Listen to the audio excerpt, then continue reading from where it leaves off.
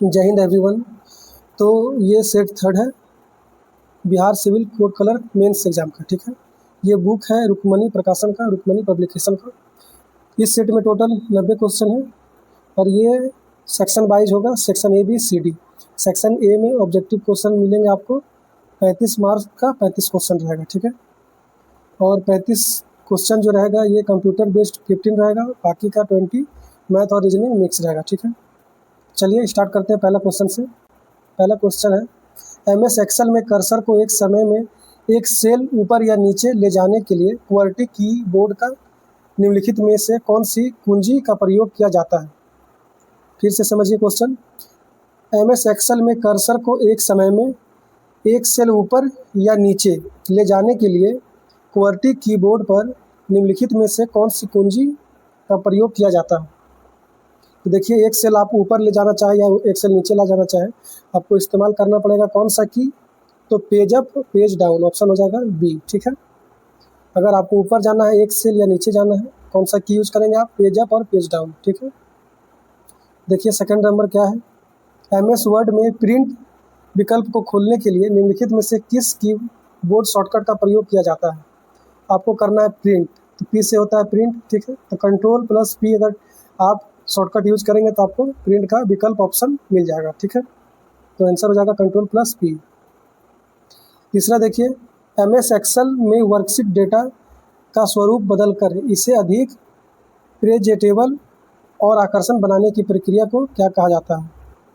MS Excel में worksheet data का स्वरूप बदलकर इसे अधिक प्रेजेंटेबल और आकर्षक बनाने की प्रक्रिया को क्या कहा जाता है। इसका आंसर होगा फॉर्मेटिंग, ऑप्शन नंबर डी हो जाएगा, ठीक है। अगर आपको और ज़्यादा प्रेजेंटेबल बनाना है, आकर्षण बनाना है, तो आपको क्या करना पड़ेगा, फॉर्मेटिंग करना पड़ेगा, ठीक है। 4 नंबर देखिए, निम्नलिखित में से किस ईमेल एड्रेस फील्ड में ईमेल के कंटेंट का संक्षिप्त सारांश होता है, लेकिन ईमेल कंपोज करते समय इसकी अनिवार्यता नहीं होती है। तो देखिए इसका आंसर हो जाएगा सब्जेक्ट, ठीक है। आप अगर ईमेल किसी को अगर भेजते हैं तो आपको संक्षिप्त में उसका सारांश लिखना पड़ता है, या ऐसे भी समझिए कि लेटर आप लिखते हैं तो आप संक्षिप्त में क्या लिखते हैं, सब्जेक्ट लिखते हैं, विषय लिखते हैं। पूरा लेटर का सार किस में रहता है, सब्जेक्ट में रहता है, विषय में। उस विषय को पढ़कर ही आदमी समझ जाता है कि ये पूरा लेटर में लिखा क्या होगा। तो संक्षिप्त सारांश क्या रहा है तो क्या हो जाएगा सब्जेक्ट। और ईमेल जब आप कंपोज करते हैं, किसी को भेजने के लिए ईमेल अगर आप लिख रहे हैं तो उसमें सब्जेक्ट जो है अनिवार्य नहीं होता है, कंपलसरी नहीं होता है। सब्जेक्ट नहीं भी लिखेंगे तो कंपोज हो जाएगा ईमेल, ठीक है। 5 नंबर देखिए, एमएस एक्सेल में निम्नलिखित में से कौन सी श्रेणी का फंक्शन नहीं पाया जाता है। एमएस एक्सेल में निम्नलिखित में से कौन सी श्रेणी का फंक्शन नहीं पाया जाता है। तो वित्तीय फाइनेंशियल पाया जाता है, तार्किक लॉजिकल पाया जाता है, टेक्स्ट भी पाया जाता है, साइंटिफिक वैज्ञानिक, ये जो है ये फंक्शन नहीं पाया जाता है एमएस एक्सेल में, ठीक है। आंसर हो जाएगा सी। 6 नंबर देखिए, डैश एक संचार प्रोटोकॉल है। कौन सा संचार प्रोटोकॉल है, क्या लग रहा है आपको, टीपी होगा या एचटीटीपी होगा, एचटीपी होगा या सीपी होगा। तो आंसर हो जाएगा HTTP, hyper text transfer protocol. ये क्या है, तो एक संचार प्रोटोकॉल है, ठीक है। 7 नंबर देखिए, एमएस वर्ड में डिफ़ॉल्ट व्यू होता है। एमएस वर्ड में डिफ़ॉल्ट व्यू क्या होता है, तो ये होता है print layout view. Print layout view, MS word में डिफ़ॉल्ट व्यू क्या होता है, प्रिंट लेआउट व्यू होता है, ठीक है। आगे देखिए 8वां क्वेश्चन, कोबोल किस पीढ़ी की प्रोग्रामिंग भाषा का एक उदाहरण है। तो कोबोल जो है ये है तीसरी पीढ़ी की प्रोग्रामिंग भाषा। तो आंसर हो जाएगा कौन सा पीढ़ी, तीसरा पीढ़ी, तीसरी हो जाएगा, ठीक है। कोबोल जो है तीसरी पीढ़ी की प्रोग्रामिंग भाषा का एक उदाहरण है, ठीक है। 9 देखिए, विंडोज़ 10 ऑपरेटिंग सिस्टम में पीसी को लॉक करने के लिए निम्न में से किस कीबोर्ड शॉर्टकट का उपयोग किया जाता है। विंडोज़ ऑपरेटिंग 10 सिस्टम में अगर पीसी को लॉक करना है तो आप कौन सा शॉर्टकट की उपयोग करेंगे। तो आप करेंगे विंडो लोगो कुंजी प्लस एल, एल से हो जाता है लॉक, और आप विंडो की को टिप के फिर क्या करेंगे, एल टिपेंगे। यही दोनों शॉर्टकट है, ठीक है। तो आंसर हो जाएगा विंडो लोगो की या विंडो की बोलिए प्लस एल, ठीक है। तो ये शॉर्टकट अपनाएंगे तो क्या हो जाएगा, लॉक हो जाएगा, ठीक है। आगे देखिए 10 नंबर, निम्नलिखित में से किसे भारतीय सुपर कंप्यूटरों का जनक माना जाता है।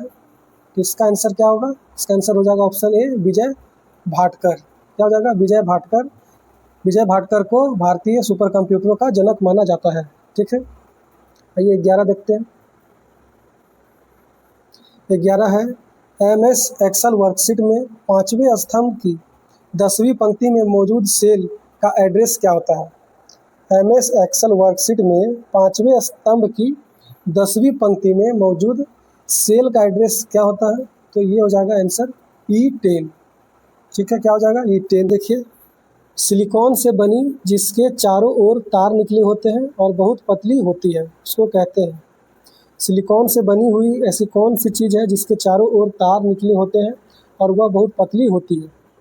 बाइट होगा, इंटीग्रेटेड सर्किट होगा, बीट होगा या बस होगा। तो इसका आंसर हो जाएगा इंटीग्रेटेड सर्किट। ठीक है, यह बहुत पतली होती है, इसके चारों ओर क्या होता है, तार होता है और सिलिकॉन से ये बना होता है, इंटीग्रेटेड सर्किट। 13 देखिए, PDP का पूर्ण रूप क्या है। PDP का फुल फॉर्म बताना है आपको, तो इसका आंसर हो जाएगा P से प्रोग्राम्ड, D से डाटा, P से processor, programmed data processor. PDP का full form programmed data processor हो जाएगा। ठीक है, 14 देखिए, डैश पहला व्यापारिक डेस्कटॉप कंप्यूटर था। सबसे पहला व्यापारिक डेस्कटॉप कंप्यूटर कौन था, ये आपको बताना है। तो ये हो जाएगा एप्पल सेकेंड, एप्पल द्वितीय। ठीक है, ऑप्शन नंबर ए हो जाएगा। 15 देखिए, 15 है, 3.5 इंच फ्लॉपी डिस्क की संग्रहण क्षमता कितनी है। 3.5 इंच फ्लॉपी डिस्क की संग्रहण क्षमता कितनी है, तो इसका संग्रहण क्षमता है, स्टोरेज कैपेसिटी कितना है, 1.44 MB, 1.44 MB। ठीक है, यही आंसर हो जाएगा बी। देखिए, कंप्यूटर का total 15 question he section A में रहता है और इसी पैटर्न पे ही आपके एग्जाम में भी आएगा। तो 15 क्वेश्चन कंप्यूटर का हम लोग सॉल्व कर लिए हैं। अब है आगे मैथ आपको और रीजनिंग आपको घर पे करना है। इसका सॉल्यूशन जो बुक में है वो मैं PDF के थ्रू प्रोवाइड कर दूंगा, टेलीग्राम से भी और व्हाट्सएप ग्रुप से भी। ठीक है, तीसरा है, देखिए, read the passage given below and answer the question based on it.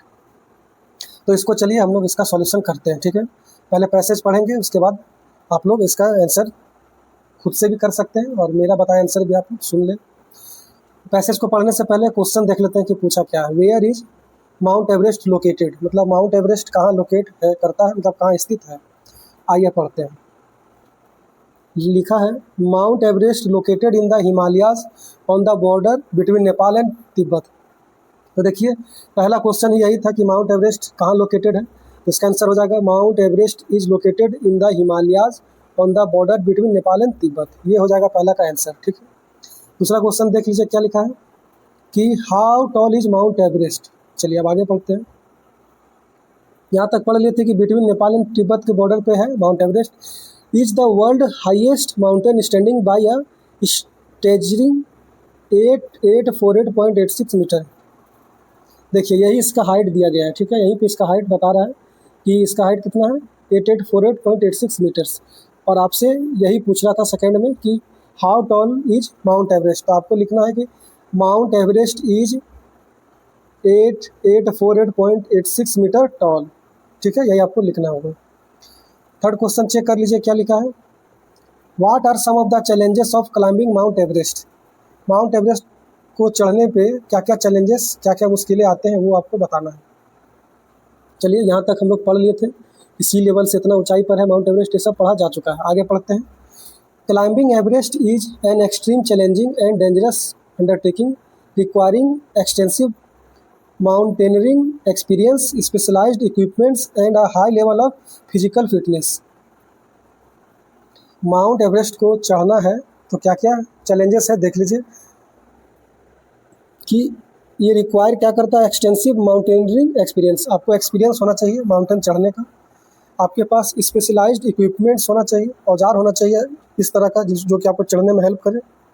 And a high level of physical fitness, और आपका फिटनेस भी, फिजिकल फिटनेस कैसा होना चाहिए, तो हाई लेवल का होना चाहिए। ठीक है, आगे क्या है, the extreme altitude, harsh weather conditions and risk of avalanches and falls make it a perilous इंडेवियर।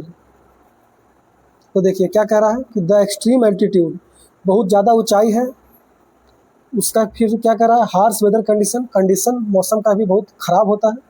और क्या है, रिस्क ऑफ एवालांचेस, मतलब बर्फ़ गिरता है ना, ढहने लगता है अचानक से बहुत सारा बर्फ, उसी को एवलांचेस बोलते हैं। And falls make it perilous endeavour. तो एवलांचेस मतलब बर्फ़ का गिरना, बर्फ़ का तूफान आ जाना, इस तरह का जो चीज़ है क्या है, यही इसको बहुत मुश्किल बनाता है। ठीक है, तो आपसे यही पूछ रहा था। क्वेश्चन क्या था कि what are the some challenges of climbing mountain Everest. तो क्लाइंबिंग माउंट एवरेस्ट करने पे आपको क्या क्या चैलेंजेस दिखेगा, तो यही लिखिएगा। The challenges are extreme altitude, harsh weather conditions and risk of avalanches and fall make it perilous endeavour. यही हो जाएगा आपका आंसर। ठीक है, उसके बाद चौथा क्या लिखा है, why do people still attempt to climb Mount Everest despite the dangers. Danger मतलब खतरा होने के बावजूद भी लोग क्यों चढ़ना चाहते हैं, क्यों चढ़ने के लिए अटेम्प्ट करते हैं, क्यों कोशिश करते हैं माउंट एवरेस्ट पर चढ़ने के लिए खतरा होने के बाद भी। ठीक है, तो देखिए इसका answer, despite the risk the allure of conquering the world highest peak continues to draw adventurous climbers from across the globe.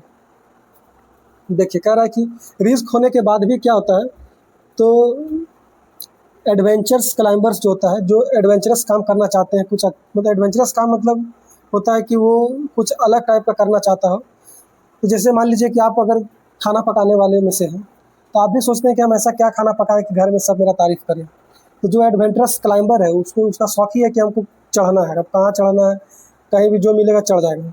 तो ऐसा इंसान जो कि एडवेंचरस क्लाइंबर है, वो चाहता है कि हम सबसे दुनिया का सबसे ऊंचा स्थान पे मतलब कि माउंट एवरेस्ट पे चढ़े, क्योंकि वो क्या है, तो वर्ल्ड हाईएस्ट पीक है, यहाँ पे चढ़ गया तो मतलब कि क्लाइंबर जो है, चढ़ने वाला क्लाइंबर मतलब क्या होता है, जो चढ़ता है ऊंचाई पे चढ़ता है, तब दुनिया का सबसे ज़्यादा ऊंचा चीज़ पे ही चढ़ गया तो उसका तो सब शौक तो वहीं पे पूरा हो जाएगा। अब उसको क्लाइंबिंग का शौक ही नहीं बचेगा। सबसे लास्ट शौक क्या हो जाएगा, यही मान लीजिए कि कोई 500 मीटर ऊपर चढ़ा, कोई 1000 मीटर चढ़ा, ठीक है, उसको और शौक हो रहा होगा कि हम 1200 मीटर चढ़ जाएंगे, 1300 मीटर चढ़ जाएंगे, इतना 3 किलोमीटर, 4 किलोमीटर, 5, 6, 7, 8, ये देखिए 8, 8, 4, 8.86, मतलब कि लगभग 9 किलोमीटर लंबा है। अब इस पर चढ़ जाएगा तो वो तो हो ही गया ना, अपने आप में एक अजूबा चीज़। तो इसलिए कह रहा है क्या कि despite the risk the allure of conquering the world highest peak continues to draw adventurous climbers from the across of the globe. तो इसका यही मतलब हो गया, खतरा होने के बाद भी वर्ल्ड का सबसे ऊंचा स्थल है माउंट एवरेस्ट, और इसलिए ये जो जगह है खतरा होने के बाद भी क्लाइंबर्स लोगों को, एडवेंचरस क्लाइंबर्स लोगों को अट्रैक्ट करता है। ठीक है, अब देखिए आगे देखते हैं क्या लिखा है 4 में, correct the word deceive and rewrite it.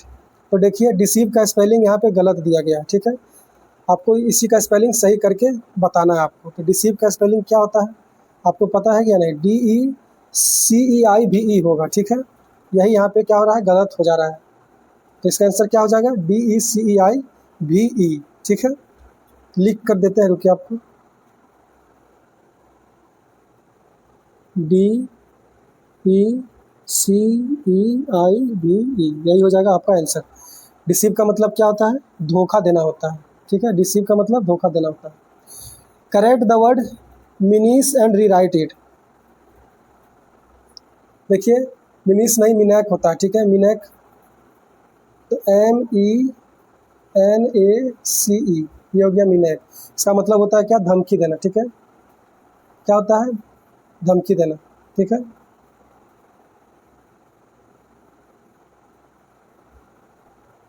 आगे देखिए 4 कंप्लीट हो गया, 5 बचा है। ये 5 नंबर कह रहा है, correct the given sentences and rewrite them. Sentence क्या आपको क्या करना है, सही करके फिर से उसको लिखना है। कह रहा है कि the farmer walked beside his bulls isn't it, या इज नॉट इट। कह रहा है कि किसान जो है अपना बुल मतलब अपना बैल के साथ साथ में वॉक किया, इज नॉट इट, क्या ऐसा नहीं है। ठीक है, तो देखिए यहाँ पे गौर कीजिए कि वहाँ पे वार्ड लिखा है, मतलब कि वर्ब टू लिखा है। ठीक है, वॉक, उसके बाद ईडी लगा देंगे तो वार्ड हो गया, मतलब वर्ब टू हो गया। और यहाँ पे इज नॉट इट है, मतलब ये प्रेजेंट में बात करने लगा। एक तरफ तो बात हो रहा है पास्ट में, एक तरफ हो रहा है बात प्रेजेंट में, तो ऐसे तो नहीं चलेगा। सेंटेंस जो है एक ही टेंस में लिखा जाता है, प्रेजेंट लिख रहा है तो प्रेजेंट में लिखिए, पास्ट लिख रहा है तो पास्ट में लिखिए। यहाँ पास्ट है, यहाँ प्रेजेंट है, तो इसको क्या करना होगा, चेंज करके बनाना होगा पास्ट। तो मीनिंग इसका क्या निकल रहा है कि किसान जो है अपना बैल के साथ साथ या बैल के बगल से वाक्य किया चला, ठीक है। अब आगे क्वेश्चन टैग देना है आपको, तो आप क्या दे सकते हैं कि डिडेंट ही, मतलब कि क्या वह नहीं चला। ऐसा होता है ना कि आप घर में आपसे मम्मी पूछी कि खाना खाया, खाना नहीं खाया क्या, तो वही बात है कि the farmer ward beside his bull, मतलब किसान जो है अपना बैल के बगल बगल में चला, क्या हुआ नहीं चला, तो डिडेंट ही या डिड नॉट ही, ये हो जाएगा सही क्वेश्चन टैग, ठीक है। बी देखिए, the children were bubbling with excitement at the thought of seeing sea, तो बच्चों लोग को क्या है, बहुत सारा एक्साइटमेंट हो गया है किस चीज़ को लेके, तो थॉट ऑफ सीइंग सी, मतलब यह सोचकर कि वो लोग क्या करेंगे, तो समुद्र देखेंगे, ठीक है। इस चीज़ को लेकर बहुत लोग इस चीज़ को लेकर बहुत क्या है, एक्साइटमेंट है बच्चों में। तो देखिए सी जो है, सी होता है समुद्र, ये क्या है, जोग्राफिकल टर्म है, जैसे सी, ओशियन, मून, अर्थ, ये सब जो है जोग्राफी से रिलेटेड टर्म है। इस सब के पहले द लगाते हैं, आर्टिकल द लगता है, आर्टिकल ए एन द होता है ना, तो सी से पहले क्या लगाएंगे, द, तो हो जाएगा। यहाँ से तो ठीक लिखिएगा आप लोग, the children were bubbling with excitement at the thought of seeing the sea, seeing the sea हो जाएगा, ठीक है। यहाँ पे क्या लगा देंगे, द लगा देंगे, तो ये आंसर सही हो जाएगा, ठीक है। आगे देखिए, अ lot of adulteration and chemicals that can lead, ये तो ऐसा क्वेश्चन तो कल कराए थे, याद है ना आप लोगों को। इसका आंसर आप लोग पहले बताइए, कमेंट कीजिए क्या होगा। कल ये क्वेश्चन था, सेम क्वेश्चन था। A lot of adulterants are chemicals that can lead to an range of health problems in both children and adults, तो देखिए रेंज ऑफ हेल्थ प्रॉब्लम है, रेंज लिखा है, तो रेंज से पहले ए होगा ना कि एन होगा, यही गलत है, एन नहीं ए होगा, ए लगाकर इसको सही बना देंगे, ठीक है। आइए सेक्शन सी की ओर बढ़ते हैं। ये हिंदी का डिस्क्रिप्टिव है, ठीक है। पहला कह रहा है, नीचे वर्णित किन्हीं एक शीर्षक पर लगभग 150 शब्दों में निबंध लिखिए, तो आपको निबंध लिखना है दहेज प्रथा एक अभिशाप पर, या फिर आप लिखिए मेरी बस यात्रा पर, किसी एक पर आप लिखिए, ठीक है।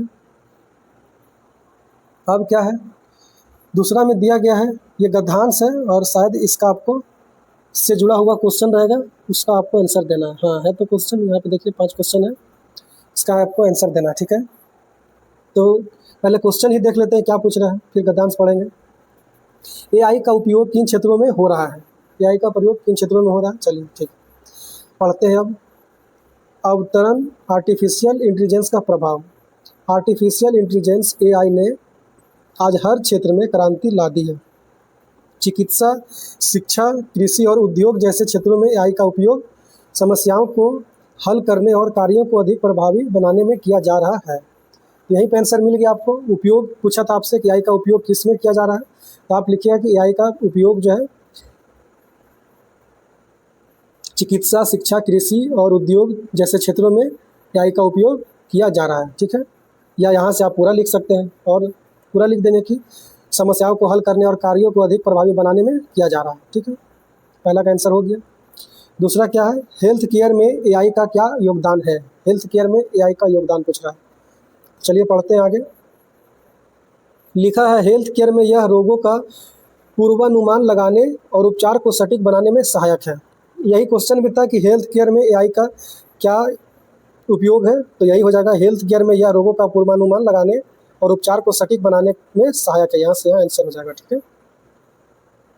थर्ड देखिए, कृषि में एआई का उपयोग कैसे हो रहा है, तो देखिए यहाँ पे आंसर छुपा है इसका। कृषि में स्मार्ट तकनीकों के माध्यम से फसलों की उत्पादकता बढ़ाई जा रही है, यही हो जाएगा सही आंसर इसका, ठीक है। आगे लिखा है क्या, एआई के बढ़ते उपयोग से कौन सी चिंताएं उत्पन्न हो रही है, तो यहाँ पे देखिए इसका लिखा, हालांकि एआई के बढ़ते उपयोग के साथ नैतिकता और रोजगार पर इसके प्रभाव को लेकर भी चिंता बढ़ रही है। किसके लिए चिंता बढ़ रही है, तो नैतिकता और रोजगार पर इसके प्रभाव को लेकर भी चिंता बढ़ रही है, यही है। तो चारों का तो आंसर हो गया। चलिए आगे देखते हैं। तीसरा देखिए, नीचे दिए गए शब्दों के विलोम शब्द लिखिए, ठीक है। आपको विलोम शब्द बताना है। अनुमति, अनुमति का क्या होता है, इसका होता है निषेध, क्या होता है, निषेध, ये हो जाएगा स्पेलिंग निषेध, ठीक है। प्रशंसा का क्या होता है, प्रशंसा का होता है निंदा, निंदा, ठीक है, यही हो जाएगा आंसर। धैर्य का क्या होता है, धैर्य का होता है अधैर्य, अधैर्य, ये हो जाएगा आंसर। साहस का क्या होता है, साहस का होता है भय, तो आंसर हो जाएगा भय। संवेदनशील का क्या होगा, तो अ लगा देंगे, असंवेदनशील, यही हो जाएगा आंसर। ठीक है, आगे देखते हैं, लिखा गया है नीचे दिए गए मुहावरों का अर्थ बताते हुए प्रत्येक पर वाक्य बनाएं। मुहावरा का अर्थ भी बताना है और वाक्य भी बनाना है। पहला है क्या, खेल बिगाड़ना। खेल बिगाड़ना का अर्थ होता है योजना को खराब कर देना। खेल बिगाड़ने का अर्थ होता है योजना को खराब कर देना। ठीक है, अब वाक्य मतलब वाक्य कैसे बनाएंगे, तो आप कुछ भी अपने मन से लिख सकते हैं। मेरा वाक्य आप सुन लें, अगर ये ठीक लगता है तो यही याद रखें, या आप वाक्य में कुछ नहीं, आप कुछ भी लिख सकते हैं। एक वाक्य मैं बोल रहा हूँ, गलत निर्णय ने पूरी टीम का खेल बिगाड़ दिया। ठीक है, चलिए इधर है भी, कलेजा मुंह को आना। कलेजा मुंह को आना क्या होता है, इसका होता है बहुत डरना या घबराना। कलेजा मुंह को आना मतलब बहुत डरना या बहुत घबराना। वाक्य बना देते हैं, दुर्घटना को देखकर उसका कलेजा मुंह में आ गया। ठीक है, मुंह को आ गया। ठीक है, चलिए सी देखिए, जमीन आसमान एक करना। इसका अर्थ होता है हर संभव प्रयास करना। जमीन आसमान एक करना का मतलब होगा हर संभव प्रयास करना। वाक्य बनाते हैं, लक्ष्य पाने के लिए उसने जमीन आसमान एक कर दिया। ठीक है, आगे देखिए, आसमान सिर पर उठाना। इसका मतलब होता है बहुत शोर मचाना। आसमान सिर पर उठाना मतलब बहुत शोर मचाना। वाक्य बनाते हैं, बच्चे ने चॉकलेट ना मिलने पर आसमान सिर पर उठा लिया। ठीक है, आइए 5 देखिए, लिखा गया है नीचे दिए गए अशुद्ध वाक्यों को शुद्ध करें। शुद्ध करें, माँ ने आज स्वादिष्ट खाना बनाई। स्वादिष्ट खाना खाए आप लोग कभी? स्वादिष्ट खाना कैसा होता है, स्वादिष्ट खाना बताइए ज़रा।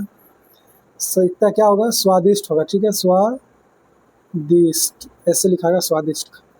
खाना बनाई, माँ ने आज स्वादिष्ट खाना बनाया। बनाई नहीं, बनाया लगाना। ठीक है, बनाया हो जाएगा। दूसरा है गंगा नदी भारत की पवित्र नदी है। गंगा नदी भारत की पवित्र नदी है होगा। ठीक है, यहाँ लिख दिया है। देखिए फिर से सुनिए, गंगा नदी भारत की पवित्र नदी है। हाँ में अनुस्वार लगा दिए हैं हो रहा है, ये सुनने में ही एकदम भद्दा लग रहा है। ऐसे नहीं होता, नदी है होगा, सिर्फ सिंपल है। एक तो ये सुधार होगा। दूसरा, पवित्र का जो स्पेलिंग है वो हो जाएगा क्या, पवित्र, और सीकर होगा पवित्र में। ठीक है, चलिए आगे देखते हैं, सूरज पश्चिम दिशा से उगता है। फिर यहाँ पे है कर दिया, सूरज पश्चिम दिशा से उगता है। पहले तो है को सुधारिए, है नहीं होगा, है होगा। ठीक, क्या अब ठीक हो गया है, आगे चले, बोलिए। अच्छा बताइए, सूरज पश्चिम दिशा से कब उगने लगा? कहाँ ध्यान है आप लोग का? क्या होगा, पूर्व होगा। क्या होगा, पूर्व होगा। ये भी आपको सही करना होगा। ठीक है, डी का आंसर कीजिए, यह पुस्तक बहुत उपयोगी और ज्ञानवर्धक है। फिर यहाँ पे है कर दिया। यहाँ पे क्या होगा, पहले तो है होगा। ठीक है, उसके बाद जो बदलेगा इसमें उपयोगी। आप लोग उपयोगी तो लिखे ही होंगे कभी ना कभी। कैसे लिखे, उपयोगी में हर्षीकार होता है कि दीर्घीकार होता है? दीर्घीकार होता है। ठीक है, बाकी ज्ञानवर्धक ठीक है। 5 देखिए, परीक्षा का परिणाम घोषित कर दिया गया। घोषित ऐसे नहीं लिखाता है। ठीक है, घोषित कैसे लिखाता है, घोषित लिखाएगा, देखिए घो ये वाला सा लगता है। ठीक है, घोषित ऐसे होता है। ठीक है, ये हो जाएगा सही आंसर आपको। इस तरह से देखिए सेक्शन सी भी कंप्लीट हुआ। अब हम लोग सेक्शन डी पे आते हैं। सेक्शन डी में 15 क्वेश्चन 15 नंबर का होगा, और ये जो है जनरल नॉलेज और करंट अफेयर पे बेस्ड होगा। ठीक है, लघु अति लघु उत्तरीय प्रश्न है, वेरी स्मॉल टाइप आंसर इसमें होगा। ठीक है, राष्ट्रपति शासन का प्रावधान किस अनुच्छेद में है? राष्ट्रपति शासन जो लगाता है तो कौन अनुच्छेद के तहत लगेगा? 356 के तहत लगेगा। ठीक है, बी देखिए, भारत का राष्ट्रीय पशु कौन है? तो भारत का राष्ट्रीय पशु कौन है, आप लोग जानते होंगे कि बाघ है। क्या हो जाएगा, बाघ। राष्ट्रीय ग्रामीण स्वास्थ्य मिशन का उद्देश्य क्या है? तो इसका उद्देश्य है ग्रामीण स्वास्थ्य सेवाओं में सुधार। ग्रामीण स्वास्थ्य सेवाओं में सुधार। आगे देखिए डी, भारत छोड़ो आंदोलन का मुख्य नारा क्या था? तो इसका मुख्य नारा क्या था? तो इसका मुख्य नारा था करो या मरो। करो या मरो, यही होगा भारत छोड़ो आंदोलन का मुख्य नारा। ठीक है, आगे देखिए, किस पर्वत श्रेणी में दोदा बेटा चोटी स्थित है? तो दोदा बेटा किस पर्वत श्रेणी में है? तो इसका आंसर हो जाएगा नीलगिरी। किसमें है? नीलगिरी में है। आप लोग पढ़े ही होंगे, बहुत ईजी सा क्वेश्चन है, नीलगिरी। ठीक है, यही हो जाएगा सही आंसर। आगे देखिए, कह रहा है दूसरी पंचवर्षीय योजना का मुख्य उद्देश्य क्या था? तो देखिए, दूसरी पंचवर्षीय योजना का मुख्य उद्देश्य क्या था? इसका आंसर हो जाएगा औद्योगिकरण। क्या हो जाएगा? औद्योगिकरण। ठीक है। आगे देखिए, किस राज्य को भारत का मसाला राज्य कहा जाता है? तो ये कहा जाता है किसको? केरल को। भारत का मसाला राज्य किसे कहा जाता है? केरल को कहा जाता है। किसे कहा जाएगा? केरल को। आगे देखिए, प्रधानमंत्री उज्ज्वल योजना का उद्देश्य क्या है? तो प्रधानमंत्री उज्ज्वल योजना का उद्देश्य क्या है? इसका उद्देश्य है गरीब परिवारों को रसोई गैस प्रदान करना। रसोई गैस प्रदान करना। ठीक है। अब आगे देखिए, कह रहा है भारत का लोकपाल किन्हें नियुक्त किया गया है? तो भारत का लोकपाल किन्हें नियुक्त किया गया है? इसका आंसर हो जाएगा, इसका आंसर होगा अजय मानिकराव। अजय मानिकराव खानविलकर है। ठीक है, खानविलकर, यही हो जाएगा इसका सही आंसर। ठीक है, अजय मानिकराव खानविलकर कौन है? तो ये है लोकपाल भारत के लोकपाल कौन है? अजय मानिकराव खानविलकर। ठीक है। आगे देखिए, जे नंबर कह रहा है स्टार्टअप इंडिया 2024 में किस क्षेत्र पर ध्यान केंद्रित रहा है? तो स्टार्टअप इंडिया 2024 का ध्यान जो रहा है वो है आर्टिफिशियल इंटेलिजेंस और ग्रीन टेक्नोलॉजी पर। आर्टिफिशियल इंटेलिजेंस और ग्रीन टेक्नोलॉजी पर। ठीक है। आगे देखिए, भारत का पहला पानी के अंदर मेट्रो ट्रेन किस शहर में शुरू की गई है? तो इसका आंसर तो आप लोग को सभी को आता होगा। आंसर हो जाएगा क्या? कोलकाता। कहाँ है? यह है वेस्ट बंगाल में। ठीक है। पृथ्वी की सबसे गहरी खाई कौन सी है? तो ये हो जाएगा क्या? Mariana trench. क्या हो जाएगा? Mariana trench. ठीक है। एम देखिए, राज्य पुनर्गठन आयोग का गठन कब हुआ? तो इसका गठन हुआ 1953 में। ठीक है, कब हुआ? 1953। राज्य पुनर्गठन आयोग का गठन कब हुआ? 1953 में हुआ। ठीक है। न्यूटन का तीसरा नियम क्या है? न्यूटन का तीसरा नियम क्या है? तो इसका तीसरा नियम है प्रत्येक क्रिया के बराबर और विपरीत प्रतिक्रिया होती है। प्रत्येक क्रिया के बराबर और विपरीत प्रतिक्रिया होती है। इंग्लिश में कहेंगे every action has an equal and opposite reaction. Every action has an equal and opposite reaction. ठीक है। लास्ट क्वेश्चन है ओ नंबर, देखिए क्या है, भारत का सबसे बड़ा व्यापारिक साझेदार कौन सा है? मतलब कौन सा देश है? तो भारत का सबसे बड़ा व्यापारिक साझेदार देश है, ये है यूएसए अमेरिका। संयुक्त राज्य अमेरिका या यूनाइटेड स्टेट ऑफ अमेरिका। ठीक है, यही आंसर इसका हो जाएगा। तो इस तरह से 90 क्वेश्चन का जो सॉल्यूशन पॉसिबल रहता है वो मैंने आपको कराया। बाकी मैथ रीजनिंग आप लोग घर से कीजिएगा, जो नहीं कर पाए वो पीडीएफ के सॉल्यूशन सर देखकर उसको कीजिएगा। और आप लोग अभी से ही एसे लेटर वगैरह हिंदी इंग्लिश कोई भी लैंग्वेज हो आपको अभी से ही लिखना पड़ेगा, तब जाकर आप लोग का एग्ज़ाम हॉल में अच्छा करके आ पाइएगा। ठीक है, ठीक है, मिलते हैं फिर सेट नंबर 4 में। तब तक के लिए जय हिंद।